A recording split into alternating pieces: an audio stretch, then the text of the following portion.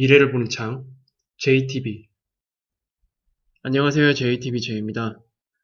오늘은 그레이트 리셋이라는 이 주제로 오늘뿐만이 아니고 이게 상편, 중편, 하편 이렇게 세 편으로 나눌지 아니면 상편, 하편으로 나눌지는 모르겠지만 일단 두세 번에 걸쳐서 좀 디테일하게 다뤄보려고 합니다.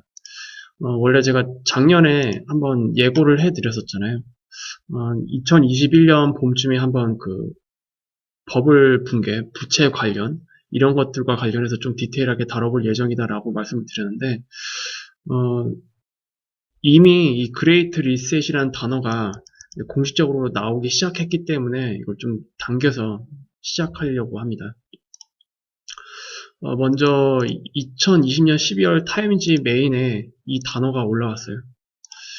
더 그레이트 리셋.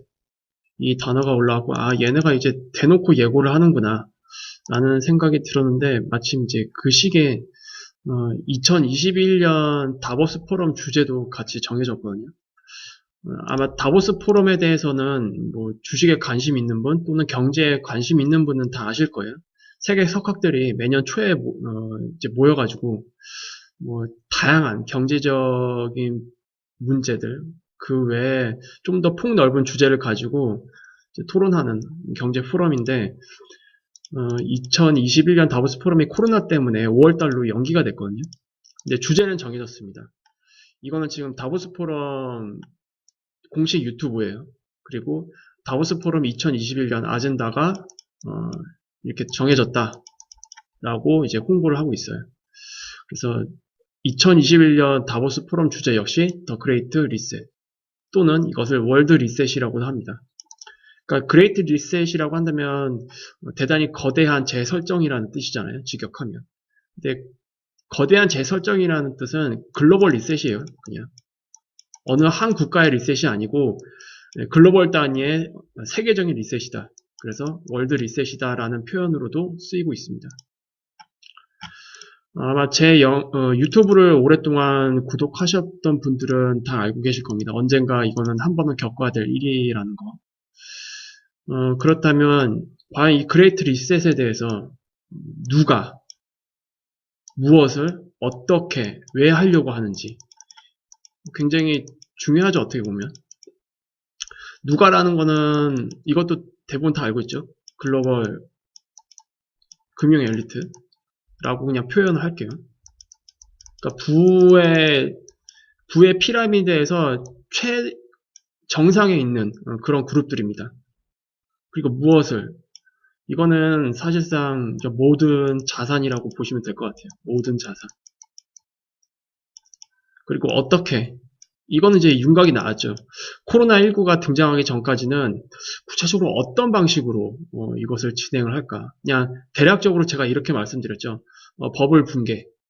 버블을 일으켜서 버블을 붕괴시킨 다음에 그거를 통해서 진행하지 않을까. 그래서 여기서 이제 부채 폭발이라는 단어를 제가 썼었고 이런 과정을 통해서 한번 부채가 싹 다 정리돼야 된다라고 말씀을 드렸을 거예요. 그리고 왜라는 질문에 대해서는 간략하게 말씀을 드리자면 이것 다 연결이 되어 있죠. 지금 어떻게 해서든 지속 가능한 발전이라는 이 아젠다를 가지고 이 세계를 만들려고 하고 있습니다. 글로벌 엘리트들은. 근데 이게 가능하려면 이거는 오늘 시간에 구체적으로 다루지 않겠지만 이게 가능하려면 통제와 관리가 돼야 돼요. 이게. 그리고 통제가 관리가 되려면 결과적으로 무엇을 해야 되느냐? 엄청나게 많은 부와 권력을 소수가 독점을 해야 됩니다. 이걸 우리가 빅브라더 시대라고 얘기를 하잖아요. 이제 다 그것과 관련된 얘기예요. 다 연결이 되어 있다라고 보시면 됩니다. 그래서 다시 한번 정리를 해볼게요. 중장기 시나리오에 대해서. 저는 이거를 패러다임 시프트라고 말씀을 드렸어요. 예전부터. 패러다임이 지금 거대하게 이동 중이다. 그리고 4차 산업시대는 단지 3차에서 4차로 넘어가는 그런 개념이 아니다. 인간이 노동을 통해 먹고 사는 시대에서 노동을 통해 굳이 노동을 하지 않아도 되는 그런 시기로 그러니까 완전히 틀 자체가 굉장히 거대한 틀 자체가 바뀌는 그런 패러다임 전환이다라고 제가 말씀드렸을 거예요. 그래서 원래 이제 기존 뷰, 뭐 2018년, 2019년 뷰는 이랬어요. 그리고 특히 2019년에 한번 이런 주제를 가지고 대략적으로 이렇게 가지 않을까라고 말씀드렸을 거예요. 일단 자산시장 버블이 일단 진행이 되겠죠. 그리고 거대한 경제 위기, 어떤 트리거가 됐든지 간에. 그리고 버블이 깨지는 거죠. 결과적으로 이 경제 위기라는 걸 통해서 버블도 같이 붕괴가 되고 이 과정에서 부채도 다 정리가 되는 그런 상황을 맞이하게 되는 거고 이런 과정을 통해서 빅브라더 시대로 넘어갈 거다. 그리고 이렇게 되면 이제 4차 산업 시대의 본격적인 개막이 될 거다. 지금은 4차 산업 시대로 넘어가기 위한 과도기 기간이라고 제가 말씀드렸습니다. 그리고 이게 얼추 2030년쯤에는 완성되지 않을까라고 말씀을 드렸을 거예요. 그래서 지금 나오는 단어로 얘기를 하자면 이런 과정을 통해서 그레이트 리셋이 완료된다. 라고 이제 큰 줄기로는 이렇게 말씀을 드렸는데 지금의 뷰는 좀 더 디테일해졌습니다. 여기에서 디테일하게 만들 수밖에 없었던 결정적인 사건 두 개가 하나 있었어요. 하나는 코로나19. 아무도 예상하지 못했던 작년까지만 해도 작년 초까지만 해도 코로나19에 대해서는 우리가 전혀 알 수 없었던 사건이었습니다. 근데 뜬금없이 이게 등장하면서 이게 결과적으로 바이든 정부를 탄생시켰어요. 아마 코로나19가 없었다면 트럼프가 재선이 됐을 가능성이 굉장히 높았을 겁니다. 굉장히. 근데 코로나19로 어쨌든 트럼프의 불리한 명분으로 작용이 됐고 그리고 그 과정 속에서 어떤 수단과 방법을 가리지 않고 어쨌든 바이든 정부가 탄생이 됐습니다. 그래서 뭐 많은 음모론이 있잖아요. 지금 선거 조작과 관련해서. 그래서 하나 가정을 한다면 선거 조작이 팩트다. 이 전제를 깔고 지금의 상황을 보면은 글로벌 엘리트들이 선거 조작이라는 수단을 통해서라도 어떻게 해서든 바이든 정부를 탄생시키려고 노력을 했구나. 뭐 어떤 것이든지 다 마찬가지겠지만 특히 미국 대통령은 그냥 미국 대통령이 아닙니다. 전 세계의 큰 방향성을 좌지우지할 수 있는 그런 자리거든요. 그래서 당연히 엘리트들, 금융 엘리트들 입장에서도 굉장히 중요한 인물이 그리고 자기들의 그 시나리오에 도움을 줄 수 있는 인물을 세우려고 할 거예요. 그래서 아마 지금 결과적으로 봤을 때 그렇게 된 게 아닌가 그렇게 보여지고 물론 이건 제 관점입니다. 그렇게 된다면 트럼프라는 인물에 대해서 우리가 두 가지 관점으로 우리가 볼 수 있을 거예요. 첫 번째, 트럼프는 금융 엘리트들 입장에서 원래 세웠던 시나리오에 등장하는 시나리오상 한번 거쳐가는 인물이었다. 그게 첫 번째 관점이고 두 번째 관점은 금융 엘리트들이 설계했던 시나리오에 없던 인물이 나왔기 때문에 다시 이 인물을 이제 내려보내고 자기네들이 원하는 인물을 세우기 위해서 이런 과정을 거쳤다라고 또 이런 관점을 요약을 해볼 수 있을 것 같습니다. 그래서 트럼프에 대해서는 이 두 가지 관점으로 지금 볼 수밖에 없을 것 같아요. 그래서 이제 좀 정리를 해보면 코로나19가 출현을 했습니다. 갑자기 뜬금없이. 그래서 전 세계를 뒤집어 놨죠.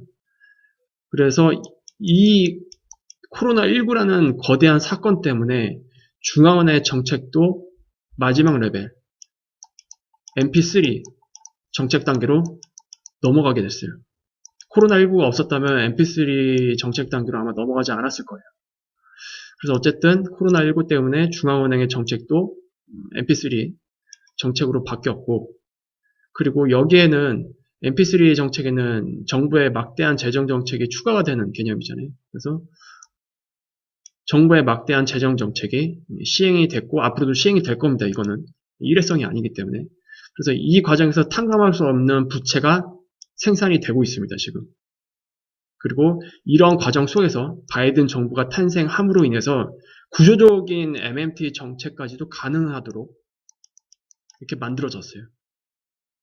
지금 보시면 이제 큰 그림으로 보시면 됩니다. 왜냐하면 이 코로나19와 바이든 정부 탄생이 지금 결과론적으로 봤을 때 너무 딱딱 떨어지기 때문에 금융 엘리트들이 하려고 하는 우리가 좀 이런 내용들은 빅브라더 시대로 넘어간다는 거는, 조금이라도 관심을 가지고 있었던 분들은 공공연한 비밀이었잖아, 이게.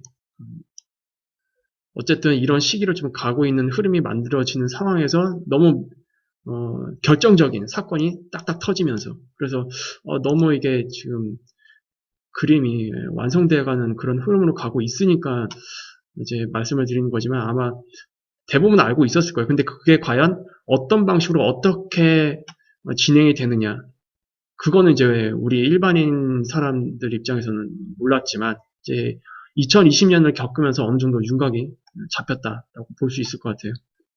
그래서 바이든 정부가 탄생을 함으로 인해서 이제 구조적 MMT 정책까지도 가능해진 상황. 그리고 얼마 전에 옐런이 이제 직접 언급했죠. 본격적으로 재정을 쓸 거다. 그리고 지금이 빅 액트, 크게 행동할 때다.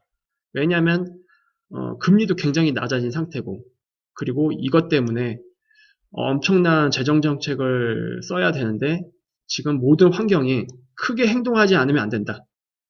어설프게 행동했다가는 오히려 비용만 더 이제 늘어날 수가 있다.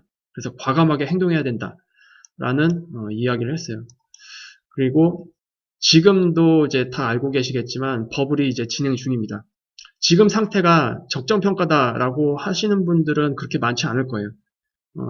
실물 경제에 비해서 자산 시장이 너무 많이 오르고 있기 때문에. 그래서 지금은 대부분 사람들이 버블이 만들어지고 있다. 근데 지금 당장 이게 버블이 꺼진다는 얘기가 아닙니다. 버블은 여전히 지금 만들어지고 있는 상태입니다. ing. 그리고 이게 어느 순간에 가면은 버블이 붕괴가 되겠죠. 그리고 지금은 이런 모든 환경들이 일반적인 그냥 버블이 아니고 역사적인 버블을 만들어낼 가능성이 굉장히 농후합니다, 지금. 그래서 이게 이미 시점에 가게 되면 버블이 붕괴할 텐데, 버블이 붕괴한다는 뜻은, 그리고 그냥 버블이 아니고 역사적으로 없었던 엄청난 규모의 버블이 붕괴되는 그런 흐름이 될 거라서, 여기에는 이제 부채 문제가 엄청나게 사회적 문제가 될 수밖에 없겠죠. 이 부채가 이제 청산되는 그 과정이 필요할 거예요. 그리고 이거는 레이 달료가 언급했던 장기 부채 사이클이 끝나는 그 시기랑도 같이 연계해서 생각을 하시면 됩니다. 어쨌든 부채가 정리되는 그런 과정에서 전 세계적인 구조 조정이 진행이 될 거예요. 이거는 가계도 마찬가지고 기업도 마찬가지입니다. 당연히 부채를 끌어안고 있는 가게들은 대부분 자산 가격이 붕괴가 될 때, 이 버블 붕괴를 통해서 막 그 부채를 갚지 못할 거예요. 이미 갚을 수 없는 부채 규모로 지금 계속 가고 있기 때문에 아마 버블 붕괴 그 시점이 되면 지금의 부채 규모보다 훨씬 더 커졌을 거거든요. 그래서 가게들도 아마 파산하는 가게가 많을 거고 기업도 마찬가지입니다. 그래서 상당한 구조조정이 진행이 될 거고, 이 구조조정이 완료가 되면 빅브라더 시대로 넘어가는 거죠. 왜냐? 이들이 가지고 있었던 모든 자산들이 이제 쭉 떨어질 겁니다. 어디까지 떨어질지 몰라요. 이거는 이제 역사적으로 없었던 규모의 버블이고, 버블 붕괴가 된다고 해도 역사적으로 없었던 수준의 버블 붕괴이기 때문에 자산 가격이 어떻게 될지 아무도 이건 모릅니다. 신의 영역이긴 한데, 어쨌든 가격이 하락을 하게 되면 그 금융 엘리트들은 버블 붕괴가 일어나기 전부터 거의 현금화하기 시작하겠죠, 당연히. 현금화하기 시작하고, 그리고 본격적으로 떨어질 때 지네들이 가지고 있는 걸 다 던지면서 붕괴를 아마 일으킬 거로 저는 일단 생각을 하고 있어요.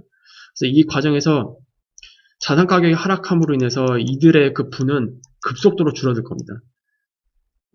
게다가 부채도 안고 있기 때문에.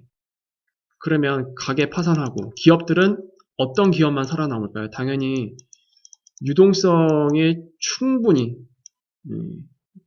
보유하고 있는 그런 글로벌 기업들, 그 우량 기업들만 살아남겠죠. 그러면 이들은 자산 가격이 완전히 바닥이 칠 때 본격적으로 공격적인 M&A를 할 겁니다. 본격적인 M&A를 할 거예요. 이때는 기술, 어느 정도 기술을 보유한 그런 기업이지만 이 부채 문제 때문에 쓰러져 갈 경우에는 합병이 되겠죠. 대신 이때는 아마도 M&A를 통해서 기술만 흡수하고 인력은 구조조정 시킬 가능성이 굉장히 높습니다. 아마 이런 형태로 유동성이 충분한 이 우량 기업들은 알짜배기 기술만 다 빼갈 거예요. 이 과정에서. 그리고 버블 붕괴이기 때문에 굉장히 싼 가격으로 이것들을 다 진행을 할 수가 있을 겁니다. 이게 다 끝나버리면 기업 세계에서는 다국적 기업이 탄생할 수밖에 없어요. 그리고 독점이 더 심해질 겁니다. 그리고 가계 역시도 마찬가지예요. 이미 이 끄트머리에서 다 정리한 많은 부를 가진 그룹들은 버블 붕괴가 됐을 때 아주 싼 가격에 그 자산들을 다시 다 쓸어 가겠죠. 그래서 이런 과정이 다 끝나게 되면 빅브라더 시대로 넘어가는 그런 환경이 딱 만들어지게 됩니다. 그리고 이때부터는 이제 본격적으로 4차 산업 시대, 그리고 디지털 시대, 이렇게 나아가는 흐름으로 가지 않을까. 그래서 이런 모든 과정들이 한 단어로 그냥 그레이트 리셋이라고 이해를 하시면 될 것 같습니다. 그래서 이 모든 과정이 다 끝나면 그레이트 리셋이 완료될 거다라고 일단 저는 그렇게 보고 있어요. 그래서 어떻게든 지금 상황 자체를 아무리 좋게 보려고 해도 너무 이런 그림들이 지나고 나 보니까 너무 맞아떨어져 가고 있는 것 같은 느낌이 들어서 일단 이 주제를 가지고 말씀을 드리는 거고요. 다시 한번 말씀을 드리지만 코로나19가 너무 결정적이었다. 그리고 코로나19로 인해서 미국의 대통령도 사실상 바뀌었다라고 보는 게 맞을 것 같아요. 이거는 원인과 결과 분석을 통해서 보면은 너무 합리적입니다. 이 사건이 없었으면은 바이든 정부가 과연 탄생할 수 있었을까? 거꾸로 탄생할 수 없었을 거예요. 코로나19로 결국 이득을 본 주체, 그리고 실질적으로 이득을 본 주체는 바이든 정부를 탄생시킨 그 뒷단에 있는 금융 엘리트들이겠죠. 아마 이 과정에서 정치적인 로비를 위해서 자금도 굉장히 많이 썼을 거예요. 그래서 어쨌든 지금 이렇게 됐고, 그러면 하나씩 이제 조금 이제 큰 줄기는 이렇게 설명을 해드렸으니까 하나씩 좀 짚고 넘어가 보도록 하겠습니다. 여러분들이 다 알고 있다시피 지금은 역사적인 버블이 만들어지는 중입니다. 그리고 2021년 올해 2021년은 특히 정부 입장에서 빅 액트 하는 시대, 굉장히 과감하게 재정을 쓰는 해가 될 것으로 예상이 되고, 따라서 국채 발행에 여기 좀 단어 하나가 빠졌네요, 제가. 국채 발행에 거의 역사적인 해가 될 것으로 예상이 됩니다. 결국 빅 액트를 하기 위해서는 국채 발행의 양도 굉장히 많아질 수밖에 없거든요. 그래서 그동안 인식해왔던 버블 수준을 이번에는 상당히 많이 뛰어넘지 않을까라고 저는 예상을 하고 있고, 보통 사람들이 봤을 때 이 정도면 버블 끝이다, 이제 정말로 터질 때 됐다라는 관점을, 그 관점조차도 다 꺾어버리는 버블이 나올 것 같아요. 이게 언제 완성될지는 모르겠지만. 그리고 버블의 규모가 크면 클수록 뒤따라올 전 세계적인 이 구조조정의 규모도 똑같이 비례할 거거든요. 이 버블의 규모가 크면 클수록. 그래서 이 버블의 규모를 키우면 키울수록 빅브라더 시대로 넘어가기가 굉장히 용이합니다. 키우면 키울수록 버블 붕괴의 폭발력은 대단할 거기 때문에. 그러면 더 많은 부를 소수가 가져갈 수 있는 역사적인 사건이 만들어질 수밖에 없거든요. 그래서 결과적으로 이 버블을 최대한 키울 수 있을 때까지 키우지 않을까. 그리고 이거를 다른 말로 쉽게 설명을 하자면 모든 사람을 광기로 몰아 넣을 때까지 버블을 만들지 않을까, 그렇게 생각을 하고 있습니다. 그리고 버블이 피크로 가는 과정에서 정책도 좀 중요할 것 같은데, 일단 버블이 피크로 가는 과정에서 등장할 수밖에 없는 연준의 정책은 오퍼레이션 트위스트나 또는 일드캡 또는 일드 커브 컨트롤, 이 셋 중에 하나가 반드시 출현할 것으로 예상이 됩니다. 왜냐하면 자산 시장이 지금 가파르게 상승을 하고 그리고 실물 경제가 그 속도를 못 따라오는 상황에서 지금 기대 인플레이션은 이미 2%를 넘었습니다. 그리고 이거는 국채 금리에도 지금 반영이 되고 있고 우리나라 같은 경우에는 이미 코로나19 이전 수준으로 10년물 국채 금리가 회복이 돼 버렸어요. 그러면 실물 경제는 회복이 안 되는데 이 금리가 올라간다. 시장 금리가 굉장히 부담이죠. 그러면 이 시장 금리를 제어해 줄 수밖에 없을 거예요. 정부에서. 그리고 중앙은행에서. 그거를 제어할 수 있는 정책은 이거거든요. 장기 국채 금리가 더 이상 오르지 못하게 장기 국채를 사주느냐, 아니면 아예 일드캡을 씌워버리느냐, 아니면 상단뿐만이 아니라 하단까지 다 제어를 해버리느냐, 이런 선택을 아마 어느 시점에는 하지 않을까, 그렇게 생각이 됩니다. 그리고 지금 특히 미국 정부, 뭐 우리나라 정부도 마찬가지고 이거는 다 마찬가지입니다. 지금 정부는 인플레이션에 목마른 상태입니다. 반드시 인플레이션 상승시켜야 돼요. 그래서 나오고 지금 떠도는 이야기가 뭡니까? 미국 같은 경우에는 최저임금을 무려 2배 인상을 추진을 하고 있습니다. 그리고 우리나라 같은 경우에는 최근 손실보장제 추진, 이 이야기 나오고 있죠. 이게 지금 단어 자체는 다른 것 같지만 전체적인 맥락은 같아요. 결국 소득 주도의 성장 또는 소득 주도의 회복을 하기 위해서 이런 정책들을 지금 꺼내놓는 거거든요. 지금 어쨌든 실물 경제를 회복시키기 위해서는 부의 피라미드에서 이 위에 있는 사람들은 문제가 안 됩니다. 이 사람들은 오히려 그 자산시장 때문에 부가 늘어났고요. 여기가 문제거든요. 여기가 붕괴돼 버리면은 어떻게 할 수가 없어요. 근데 지금 최저임금을 받는 사람들이 다 이쪽이잖아. 이쪽 부의 피라미드에서 가장 밑에 있는 사람들. 그리고 대한민국의 손실보장제, 이게 기준이 지금 최종적으로 픽스된 게 아니지만 아마 이쪽 영역에 있는 자영업자나 소상공인이 될 가능성이 굉장히 높습니다. 어쨌든 이들에게 직접 돈을 주겠다라는 뜻입니다. 이 사람들은 돈을 받으면 그걸로 투자를 하나요? 투자할 여력이 없어요. 이거 그냥 써야 됩니다. 뭐 빚을 갚든 아니면 식료품을 사든 어쨌든 바로 사회에 써야 되는 주체들이에요. 그 주체들에게 일단 돈을 주고 그것을 기반으로 해서 일단 실물 경제를 조금씩 살려내겠다라는 방향으로 지금 거의 굳혀진 것 같습니다. 그래서 우리나라 지금 갑자기 손실보장제 얘기 나온 거는 지금 미국 바이든 정부가 들어서면서 이게 또 비슷한 시기에 이게 나오기 시작했거든요. 그러니까 어떻게 보면 미국의 정책 흐름에 우리나라도 같이 맞춰서 가는 그런 상황. 이게 굉장히 문제가 많죠. 이거 지금 뭐 몇 퍼센트를 손실보장해 줄지 모르겠지만 그 퍼센트에 따라서 최소 24조가 필요하고 많게는 40조가 필요해요. 근데 이거 그냥 국채로 찍어낸다고 얘기를 하죠. 국채를 찍어내서 그 국채는 바로 한은에서 그냥 매입하는, 한마디로 양적 완화입니다. 양적 완화. 비기축통화에서 이런 개념으로 양적 완화를 한 국가는 제가 거의 없는 걸로 알고 있거든요. 근데 우리나라가 그걸 하겠다라는 건데 당연히 얘기 많을 거예요. 논란이 굉장히 많을 겁니다. 그렇지만 지금 이런 맥락으로 봤을 때는 그럼 이거 말고 또 뾰족한 방법이 있느냐? 이 인플레이션을 상승시키기 위해서. 그리고 실물경제 그 바닥에 있는 위치한 이 계층들을 구출해주기 위해서. 뾰족한 방법이 없습니다. 지금.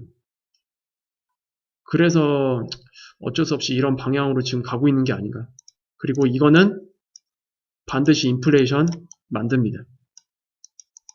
어떻게 뭐 좀 거꾸로 해석을 해보면 인플레이션 상승을 시키는데 아주 효과적인 정책이 되겠죠. 거꾸로 해석을 하면. 이게 뭐 어떤 논란이 있든지 간에.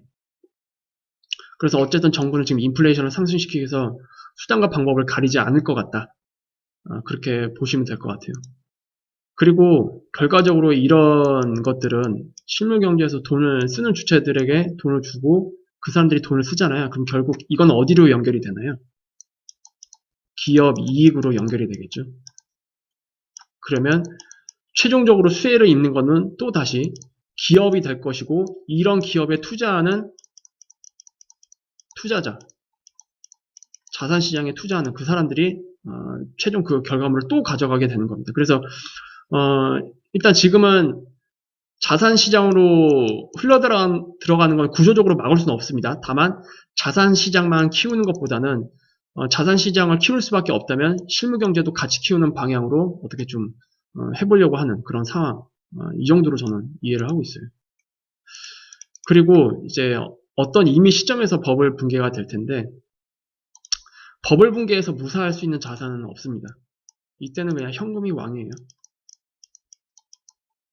현금이 왕입니다. 그냥. 버블 피크에 아마 도달할 때쯤이면 뭐 암호화폐 시장이든지 뭐 주식 시장이든지 부동산 시장이든지 또는 상품 시장이든지 이런 모든 영역에서 버블이 다 만들어질 거거든요. 그리고 상품 시장에는 금과 은 시장도 다 포함이 되어 있습니다. 그리고 버블 완성 후에 붕괴 환경에서 무사한 안전자산은 현금밖에 없어요. 이 중에 안전자산은 없습니다. 그런 상황에서는. 그래서 일단 금과 은 같은 경우에는 보험성으로 자산의 10% 정도를 가지고 있자라고 말씀을 드렸는데 만약에 이런 버블 피크 상황이 만약에 도달한다. 그러면 이걸 그대로 홀딩하기가 굉장히 힘들어질 것 같습니다. 지금 이렇게 좀 코로나19로 인해서 어떤 이 플로우가 구체적으로 어느 정도 윤곽이 잡힌 이런 상황에서는 그리고 그레이트 리셋이라는 단어를 이제 공개적으로 쓰고 있잖아요. 주류 매체에서. 그래서 이런 이제 그림들이 얼추 다 나왔기 때문에 금과 은을 그대로 홀딩하기는 좀 힘들지 않을까. 최소한 절반은 수익을 실현을 하고 버블이 붕괴된 이후에 그때 다시 채워 넣는 방향. 이 방향이 오히려 합리적이다라고 저는 지금 생각을 하고 있습니다. 그리고 많은 사람들이 부채도 자산이다라고 얘기를 합니다. 부채도 자산이다. 그거는 지금 흐름에서는 맞을 수는 있겠죠. 근데 버블이 붕괴되는 그 시기에는 부채는 더 이상 자산이 아닙니다. 오히려 시한 폭탄이 되겠죠. 물론 즉시 상환 가능한 부채는 자산으로 포함시켜도 무방합니다. 근데 내가 지금 당장 그 부채를 상환할 수 없는 수준의 부채라면 그건 아마 삶을 아마 발목을 잡을 거예요, 이번에. 어떤 형태로든. 그리고 이미 이런 모든 것들을 준비하기 위해서 국제결제은행에서 다 준비한 거 아니에요? 바젤3 같은 것들. 그래서 아마 이런 환경이 오면은 금융권이 아마 다 돌변할 거예요. 상환하라고. 다 돌변을 할 건데 그런 상황에서 즉시 상환 가능한 부채가 아니고서는 살아남을 사람이 없겠죠. 기업도 마찬가지고. 그리고 1월 말에 옐런이 금을 대체할 수 없다. 비트코인은. 이 한마디에 좀 조정이 나오긴 했는데 일단 이것도 제 개인 관점이에요. 비트코인 시장이 지금 어떻게 해서든 암호화폐 시장의 대장주 역할을 하고 있고 그리고 디지털 금이라는 이 논리를 이제 메인스트림에서 만들어냈습니다. 그래서 많은 일반 투자자들도 비트코인이 디지털 금인가 보다 하고 이제 세뇌가 돼버렸어요. 인식이 돼버렸습니다. 그런데 과연 이게 정말로 맞을까? 어떻게 보면 지금 역사적으로 가장 큰 규모의 경제를 지금 우리는 안고 있고 그리고 이 경제뿐만이 아니라 유동성의 규모 자체도 역사적으로 없었던 수준입니다. 그러면 이런 엄청난 경제 규모의 유동성을 소화할 수 있는 자산 시장이 있어야겠죠, 당연히. 버블을 키우려면. 그래서 지금 등장한 게 암호화폐일 수도 있겠다라는 생각이 듭니다. 그러니까 기존 시장에서는 주식시장, 부동산 시장, 뭐 상품 시장 정도로 이 유동성을 소화할 수 있었다면 또 하나의 버블을 일으킬 수 있는 시장이 필요한데 그게 지금 암호화폐 시장으로 가고 있는 게 아닌가. 그래서 저는 비트코인이 디지털 금이다라는 생각을 아직까지는 뭐 지금 상에서는 논리적으로는 적용이 될 수 있겠지만 궁극적으로 가서는 물음표일 것 같아요. 과연 그럴까? 정말로 실물 금과 은을 대체할 수 있을까? 이거는 나중에 가보면 모두가 답을 알겠죠. 버블 붕괴 시기에. 버블 붕괴 시기에 암호화폐 시장도 아마 많은 변화를 맞이할 겁니다. 왜냐하면 버블 붕괴 이후에는 아까도 말씀드렸지만 본격적으로 4차 산업 시대, 디지털 시대로 넘어갈 거고 이 과정에서도 통화 시스템이라든지 금융 시스템이 많이 바뀔 거거든요. 그때 과연 어떤 암호화폐가 살아남을지 또는 정부가 주도하는 디지털 화폐가 모든 것을 다 대체해버리는 상황이 올 수도 있고 왜냐하면 기본적으로 디지털 화폐로 사용을 하려면 지금 암호화폐 시장처럼 그 변동성이 그렇게 일어나면 안 됩니다. 뭐 하루하루 가치가 그렇게 널뛰게 하는데 그게 화폐로서의 기능을 할 수 있을까? 절대로 못합니다. 이거는 그냥 디지털 자산으로 봐야 되는데 그런 개념으로 보자면 아마 살아남기 힘든 암호화폐가 상대적으로 많을 수 있고 물론 암호화폐 전체가 뭐 무너진다 이건 아니지만 그 중에 궁극적으로 살아남을 수 있는 자산은 몇 안 될 거고 또 아마 새로운 무언가가 또 나올 수 있지 않을까. 그래서 지금은 그냥 암호화폐 시장도 다른 자산 시장이랑 똑같은 관점으로 보고 대응을 해야 되지 않을까. 그렇게 생각합니다. 뭐 평생 뭐 이거는 투자해서 쭉 홀딩하겠다 이런 개념이면은 조금 이거는 이 버블 붕괴 일어날 때 조금 큰 타격이 있을 수도 있을 것 같습니다. 이 암호화폐 시장도 버블 붕괴에서는 절대로 도망칠 수는 없거든요. 이 시장 자체도. 그래서 이 부분에 대해서는 아마 여러분들 나름대로 정의를 내려보시면 될 것 같아요. 그리고 그레이트 리셋이라는 단어를 하는 총재도 같이 언급을 했습니다. 이주열 총재가 이제 2021년 신년사에서 이 얘기를 했어요. 이 기사 출전은 제가 이 영상 하단에 같이 따로 올려둘게요. 일단 하는 총재, 우리나라 중앙은행의 총재입니다. 하는 총재의 자리에서 그리고 신년사에서 이 자리에 앉은 사람은 단어 하나하나 꺼내는 것도 굉장히 조심스러울 텐데 그럼에도 불구하고 그레이트 리셋을 각오한다라고 입 밖으로 내뱉었어요. 이 내용을 간단하게 살펴보면 아마 여러분들이 알고 있는 거랑 뭐 별반 다르지 않을 거예요. 이 코로나19라는 상황 때문에 엄청난 부채가 지금 만들어지고 있잖아요. 그리고 영끌 투자, B2 이런 것들도 굉장히 심해지고 그래서 2021년은 금융권의 위기관리 능력이 진정한 시험대가 되는 그런 한 해가 될 수 있다라고 이야기를 하고 있습니다. 근데 뭐 2021년이 될지 2022년이 될지 그건 지금 상황에서는 알 수는 없습니다. 그리고 이 중요한 내용 제가 빨간색으로 박스를 쳐놨는데 정책 당국과 금융권의 유동성 공급 그리고 이자 상한 유예 조치 지금 코로나19 때문에 이걸 다 해준 거잖아요. 근데 이거는 결과적으로 뒷단에 가서는 엄청난 리스크로 결국 표면으로 나오는 시기가 있겠죠. 근데 그 시기가 아마 버블 붕괴 시기가 될 거고요. 그래서 어쨌든 잠재되어 있던 이 리스크가 올해는 본격 드러날 것으로 예상되는 만큼 높은 수준의 경계감을 가져가야 한다라고 언급을 했습니다. 그리고 부채 수준이 높고 금융 실물 간의 괴리가 확대된 상황에서는 자그마한 충격에도 시장이 크게 흔들릴 수 있으므로 금융 시스템의 취약 부분을 보다 세심하게 살펴야 할 것이다. 물론 굉장히 그냥 명목상의 이야기일 수도 있어요. 그리고 여기에 나타냈던 뭐 올해는 이 리스크가 뭐 본격적으로 드러날 것으로 예상된다. 이거는 그냥 신경 안 쓰셔도 됩니다. 올해가 될지 내년이 될지 내후년이 될지 그건 아무도 몰라요. 지금 상황에서는. 어쨌든 확실한 거는 갈 때까지 가보자라는 개념으로 역사적 버블을 만들 가능성이 굉장히 높기 때문에 그리고 시장은 심리입니다. 심리.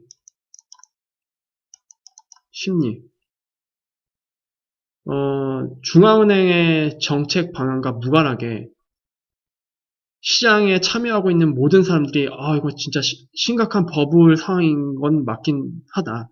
그러한 때가 언젠가 오긴 오겠죠. 근데 그러한 상황에서는 조그만 하는 그 움직임, 추세를 바꾸는 자산시장의 움직임만 나오더라도 중앙은행의 정책과 상관없이 이 심리가 무너지면서 너도 나도 파는 그런 묻지마 매도 행렬이 나올 수도 있습니다. 그러면 그것도 버블 붕괴로 연결될 수가 있거든요.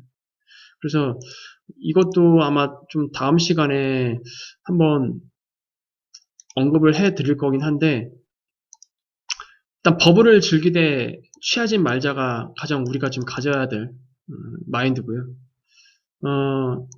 지금 중앙은행, 특히 연준의 정책을 보자면 2023년까지 제로금리 예정되어 있죠. 그리고 연준의 전망치를 보면은 인플레이션이 단기적으로 이렇게 올라가는 거, 이런 거에는 반응 안 할 겁니다. 저번에 FOMC에서도 얘기를 했지만 인플레이션이 추세적으로 상승을 할 때, 그러니까 일시적인 상승이 아니고 추세적으로 상승 추세를 꾸준하게 만들 때, 이때 반응을 한다라고 얘기를 했어요. 그러면 거꾸로 얘기해서 모든 사람들이 다 알고 있는 겁니다. 인플레이션이 추세적으로 이렇게 유지되는 게 눈으로 확인이 되고 고용시장이 코로나19 일어났던 그 시기 직전, 미국 실업률 기준으로는 3%대입니다. 3%대. 이때로 만약에 회복이 되면 그때는 일단 자산시장에서 철수하자라는 마인드를 대략적으로 다 가지고 있을 거예요. 모두가. 그러면 정말로 자산시장이 그 시기에 맞춰서 딱 떨어질까요? 이런 일은 일어날 수가 없죠. 이거는 버블 붕괴가 아닙니다. 왜냐?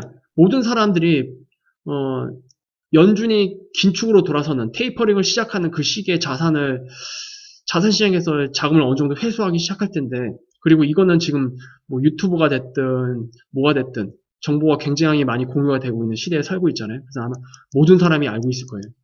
이런 것 같은 경우는. 그러면 모든 사람들이 알고 있는 시기에 버블이 붕괴된다? 그건 버블 붕괴가 아니죠. 그건 버블 붕괴라고 할 수 없습니다. 버블 붕괴는 모든 사람들이 예측하지 못한 시점에 터져야 버블 붕괴가 됩니다. 그래서 단순히 연준의 정책 가이드만 보고 안심해서는 안 된다. 반드시 어떤 형태로든 뒤통수 치는 트리거가 되는 사건이 터질 거라고 저는 생각을 하고 있습니다. 그래야 버블 붕괴가 연결이 되거든요. 모든 사람들이 알고 있는 스케줄에 딱 맞춰서 착하게 버블이 꺼진다? 이거는 저는 상상할 수가 없습니다. 이거는 빅브라더 시대로 넘어갈 수가 없어요. 여러분들이 다 빠져나올 때까지 기다려주지는 않을 거예요. 그거는 확실합니다. 그래서 어쨌든 우리는 현재 패러다임이 전환되는 시기에 살고 있고 미래의 사회책이나 경제 교과서에 실릴 만한 역사적 버블이 만들어지는 시기에 살고 있다라고 봐도 무방합니다. 그리고 반드시 90% 이상은 모르고 당하거나 심지어 알고도 당할 수밖에 없을 거예요. 이 버블 붕괴라는 거에 대해서. 그리고 그게 제가 될 수도 있습니다. 이건 언제 튀어나올지도 모르기 때문에. 이거를 알 수 있는 그룹은 딱 한 가지. 부의 피라미드의 최대 꼭지점에 있는 이들밖에 알 수 없습니다. 이 스케줄을. 버블 붕괴의 스케줄을 알 수 있는 자들은 이 주체들밖에 없어요. 이 사람들 말고는 다 모를 겁니다. 한 가지 상황을 한번 가정을 해볼게요. 뭐 예를 들어서 이건 예시입니다. 예시. 2022년 어느 시점이 됐어요. 2022년 어느 시점이 되는데 여전히 연준에서는 제로금리 유지 그리고 포워드 가이던스에 준하는 명확한 그런 가이드가 딱 제공이 되고 있는 상태. 그래서 자산시장에서는 많은 투자자들이 아직 연준에서는 철수할 때가 아니라는 것을 다 알고 있는 상태. 그러니까 굉장히 평화로운 상태. 아직 연준에 대해서 걱정하지 않아도 되는 그러니까 정책 방향이 계속 유지되고 있는 그런 평화한 상태인데 갑자기 2022년 어떤 시점에 자산시장이 급격하게 한번 꺾이기 시작합니다. 그리고 월가에는 소문이 돌기 시작해요. 어떤 소문이냐? 버블 붕괴가 임박했다. 그리고 굉장히 많은 부를 가진 사람들이 자산을 팔고 있다. 이런 소문이 당연히 돌겠죠. 2008년 때도 뒤에 소문이 돌았잖아요. 월가에서. 그래서 월가에서 소문이 다 돌고 이게 전 세계적으로 다 소문이 다 나가겠죠. 그리고 이 소문이 다 돌 때쯤이면은 상당한 하락. 그리고 이 소문이 돌 때는 너도 나도 무서워서 연준의 이런 정책 가이드 다 필요 없고 서로 일단 챙기고 보자 라는 마인드로 시장의 심리가 바뀔 거예요. 그래서 심리가 굉장히 중요합니다. 시장은. 이런 상황이 나오지 말라는 법은 없죠. 당연히. 그래서 항상 긴장은 하고 있어야 될 것 같아요. 그리고 우리 모두는 다 알고 있어요, 이미. 지금 시장에 참여하시는 분들도 그렇고 앞으로 참여할 사람들도 그렇고 지금은 버블이 만들어지고 있고 이것이 터질 때는 어떻게 되겠구나라고 잠정적으로는 다 알고 있단 말이에요, 지금. 그리고 잠정적으로 알고 있다라는 걸 알고 있기 때문에 심리적으로 그러한 현상이 나오면은 서로 탈출하기 위해서 더 큰 충격을 만들 수도 있을 겁니다. 그러니까 우리 머릿속에는 알게 모르게 이 버블이 터지면 대단하겠구나라는 것을 은연중에 다 알고 있다는 뜻이에요, 지금. 그리고 버블 피크는 언제 어떻게 도달할지는 알 수 없죠, 이거는. 아까도 말씀드렸지만 부의 최고 단계에 있는 그룹 말고는 알 수가 없습니다, 이거는. 분명한 거는 코로나19로 인해서 그동안 희미해졌던 퍼즐들이 상당수 구체화되었다라는 사실. 그 정도는 우리가 지금 확인할 수 있지 않나 그렇게 생각이 됩니다. 그래서 뭐 크게 보면은 뭐 우리는 지금 역사의 거대한 강을 건너고 있는 중이에요. 패러다임 시프트 기간이기도 하고 그리고 그 외 부채 관련해서도 지금 엄청난 강을 건너야 되는데 과연 그 강을 무사히 건널 수 있을지 아니면 그 강을 건너다가 익사를 해버릴지 이거는 뭐 여러분들의 대응에 따라서 달라질 수 있겠죠. 그래서 오늘 상편은 이 정도로 일단 마무리 짓도록 할게요. 다음에는 이제 이런 것들 다 나올 거예요. 민스키 모멘트. 지금이 어느 구간에 가까운지. 그리고 이제 기준금리를 통해서 이제 그동안의 긴 시나리오들, 이것도 한번 정리를 할 거고요. 그리고 이제 부의 대이동은 마찬가지로 버블 붕괴 때 일어나겠죠. 그리고 부의 피라미드가 아마 모양이 많이 바뀔 것으로 예상이 되고, 그리고 이제 지속 가능한 발전, 이 아젠다, 이거는 유엔의 2030 아젠다죠. 이것도 같이 연결이 되어 있습니다. 지금. 그리고 뭐 제로 금리까지 정말 안전할까? 이거는 아까 제가 마지막에 말씀드렸던 거예요. 과연 연준의 정책만 믿고 안전하게 버텨야 되는 게 맞나? 분명히 아닐 거다라고 말씀을 드렸고요. 어쨌든 지금 상황에서는 연준의 정책 가이드를 보고 가는 게 맞긴 한데 이게 어느 시점에 가서는 정말로 버블이 피크에 도달했다라는 이제 느낌적인 느낌이 들 때는 그때는 이제 연준의 정책을 오로지 믿을 수는 없을 것 같아요. 한 가지 확실한 거는 버블 피크에 도달하면 자산 시장의 상승률이 물론 지금도 가파르지만 이렇게 가다가 갑자기 이렇게 서버립니다. 엄청난 초급등이 나와요. 마지막 구간에서. 피날레를 칠 때는. 단기 피날레를 칠 때도 이런 게 나왔었죠. 우리나라 시장에서는. 이게 거의 뭐 전 세계적으로 나타납니다. 이게. 이런 현상들이. 이때는 와 묻지마 투자해야 된다. 이런 개념으로 봐서는 안 됩니다. 이때는 서서히 좀 긴장을 해야 됩니다. 그 시기가 언제냐에 따라서 좀 이런 것들을 좀 가늠해 볼 수 있을 것 같아요. 어쨌든 역사적인 버블이 만들어질 가능성은 굉장히 높습니다. 그리고 이것도 한번 잠깐 언급을 할까요? 이 시기에 중국은 지금 구조조정하고 있어요. 미리. 굉장히 어떻게 보면 영악하다라고 할 수 있겠죠.